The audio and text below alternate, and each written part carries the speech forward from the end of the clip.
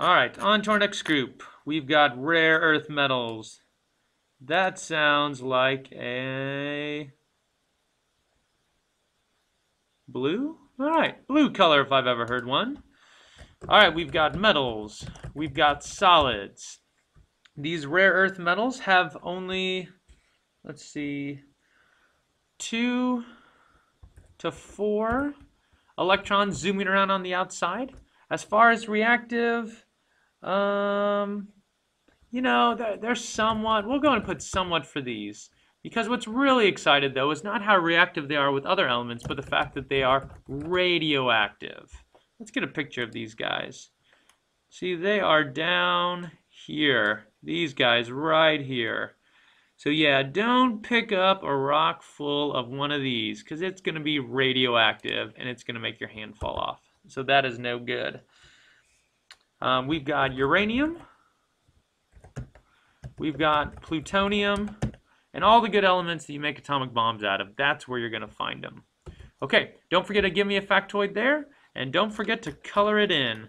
There's our rare earth metals down there, and we are going to insert box here, here, and let's make it blue. Is that a good shade of blue? You know what? That's pretty close. All right, folks, we are getting close to done. Let's zoom down here. We got 1, 2. How many do we have left? 1, 2 halogens. Good. Oh, and metalloids. Oh, we have 3. Okay. So halogens. I'm going to pick a color. I'm running low on my program of cool colors. Looks like we're going with purple. Now, halogens is where it starts getting a little more interesting. Now we've got some nonmetals. And halogens are actually, they got a little bit of everything. We've got a couple solids that are halogens, we've got liquids that are halogens, and we've got gases that are halogens. So in this particular group, we've got all 3. The number of electrons in their energy shell, we've got 7.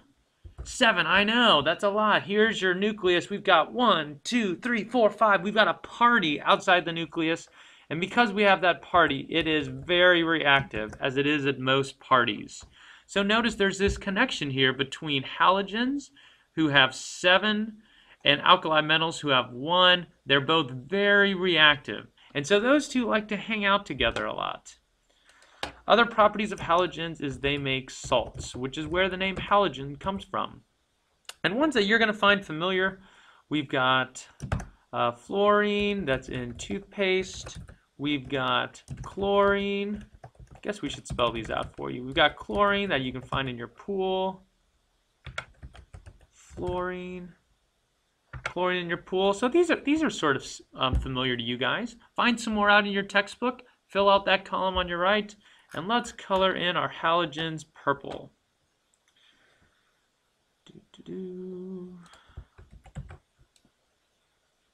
So our halogens is this group right here.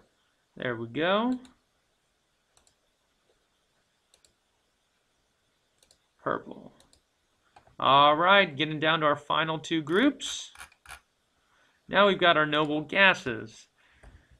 And let's see if we can make our noble gases a noble. Well, we already used purple to highlight. Guess we'll go with gray. So gases are definitely nonmetals, and they are definitely gases because that's their name.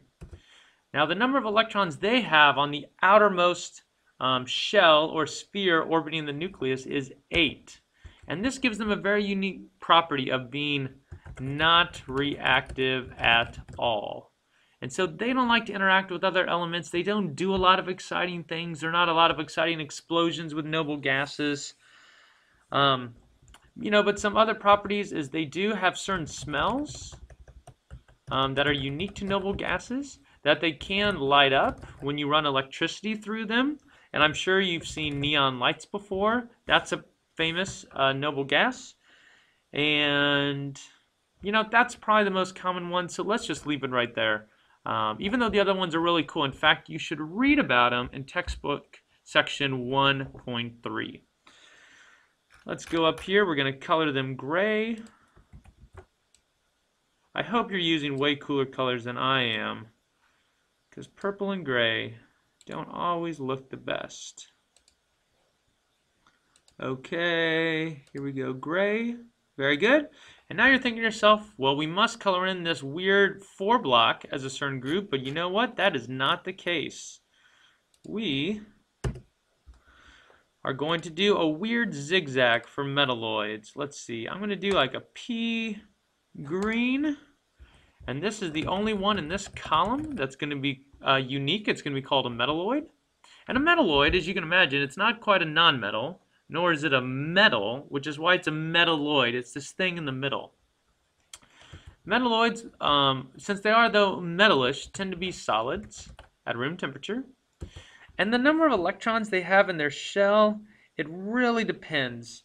It just varies. And so it's, rather than putting like 5 or 6 or 7, you just need to know it varies quite a bit. And the reason it varies is because of their shape. And because their electrons vary, their reactivity varies. So we're going to write down this varies as well. But what's really cool about these is that they are semiconductors. And so all of you guys who like cell phones and computers and Facebook, you're going to love metalloids because they've got elements like silicon. And silicon is used in computer chips and helps them to work. So yay for metalloids. All right, that's the last row on this chart. Make sure you filled out that last column right here with your factoids. And let's go ahead and see if we can't color this in. Now I told you this is weird. Here's what I meant. So this guy's a metalloid. Let's see if I can't find that interesting pea green. Up there it is. I got one metalloid. I got 2 more metalloids. I got 2 more right there. And I've got 2 more right there. And just when you thought you were done, I've even got a halogen that's also a metalloid. So folks, there you go. You've just learned all these different groups of the periodic table. And now you've got to figure out, how does this table sort of show you a trend? How, as I move from one side of the periodic table to the other, do things change? And what sort of patterns do you see? You know, do you notice where all the solids are and all the metals are on one side and all the solids are on the other? Do you see where the radioactive elements are? See if you can detect those patterns, because we're going to be talking more about those in class this week. All right, let's put those pens and papers away and let's do some practice.